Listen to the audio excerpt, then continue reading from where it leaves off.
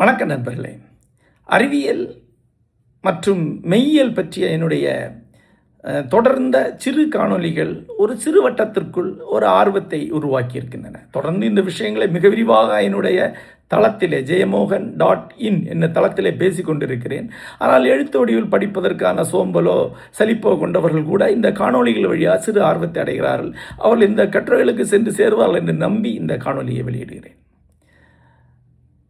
முதலில் மெய்யியலுக்கும் இலக்கியம் மற்றும் அறிவியல் போன்ற துறைகளுக்குமான வேறுபாடு பற்றி பேசியிருந்தேன்.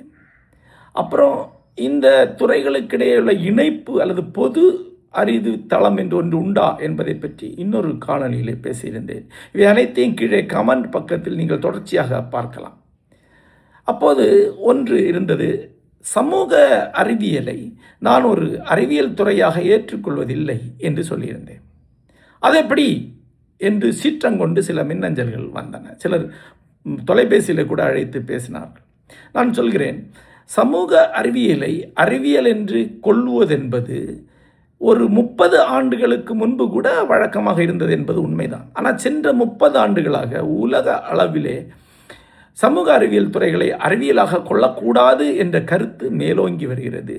அதை பேசும் பல அறிஞர்கள் இருக்கிறார்கள். அவர்கள் யார் என்பதை நீங்கள் இணையத்தில் எளிதாக கண்டுபிடிக்க முடியும். என்னுடைய தரப்பு அந்த அறிஞர்களை சார்ந்தது. நான் தூய அறிவியல் ஒன்றை நம்பக்கூடியவன். ஆகவே சமூக அறிவியல் அறிவியலாக இருக்க முடியாது என்று நான் என்கிறேன்.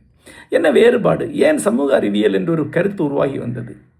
அதாவது சமூகம் பற்றி, மனித உள்ளம் பற்றி, மனித வாழ்க்கை பற்றி பல கருத்துக்களை உருவாக்கி கொள்ள முடியும்.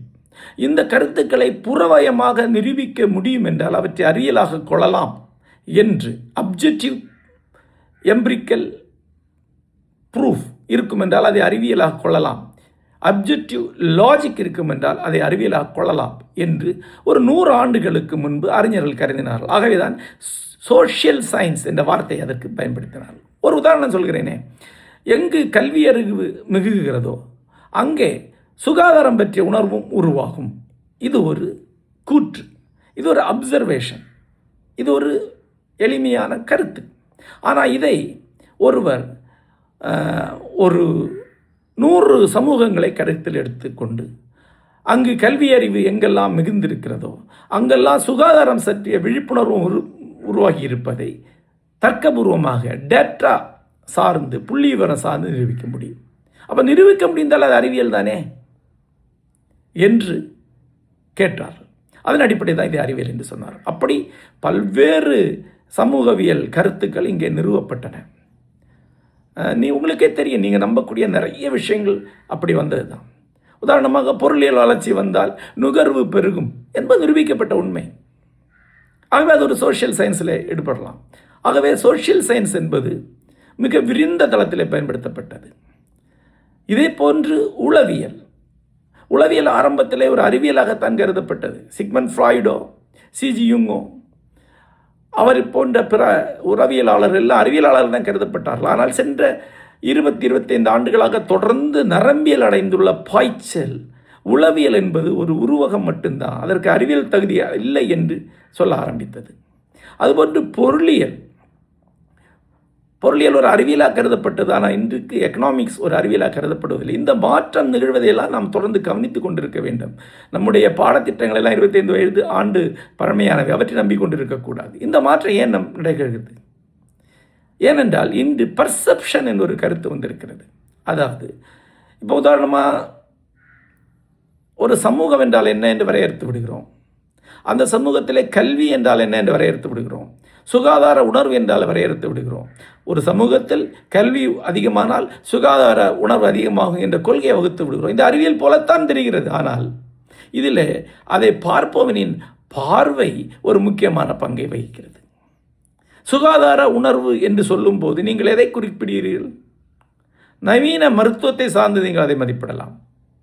சுற்றுச்சூழல் தூய்மை சார்ந்து மதிப்பிடலாம். சில பழங்குடி கிராமங்கள் மிக தூய்மையானவை. சில பழங்குடி கிராமங்களில் மக்கள் நீண்ட காலம் வாழ்கிறார்கள். ஆனால் அவர்கள் நில பேர் குளிக்காமல் இருப்பாங்க. அப்போ இது எல்லாமே பர்செப்ஷன் சார்ந்து, பார்வை சார்ந்து மாறக்கூடியதாக இருக்கிறது.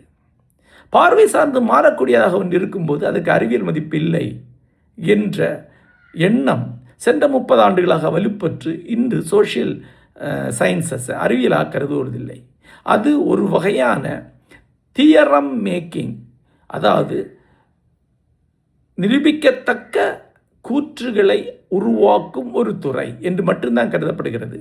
அது துணை அறிவியல் தளம் கூட அல்ல, அறிவியலுக்கு வெளியே இருக்கும் ஒரு தளம் தான். ஆகவே சோஷியல் சயின்சஸை இன்று அறிவியலாக கருதுவதில்லை. இதை பற்றி மேற்கொண்டு அறிய ஆர்வமுடையவர்கள் தொடர்ந்து இணையத்திலேயே தேடி பார்க்கலாம். இதெல்லாம் குரோக்கிட்ட கேட்டாலே நிறைய நூல்களை கருத்துக்களை அது பரிந்துரைக்கிறது. ஆகவே சோஷியல் சயின்சஸை நான் அறிவியலாக கொள்வதில்லை, இது பெரிய தவறு என்று எடுத்துக்கொள்ள வேண்டாம். இது இன்று ஓங்கி இருக்க ஒரு கருத்து, அதை நான் முன்வைக்கிறேன், அதை ஏற்றுக்கொள்கிறேன் என்று மட்டும்தான் சொல்ல விரும்புகிறேன். நன்றி.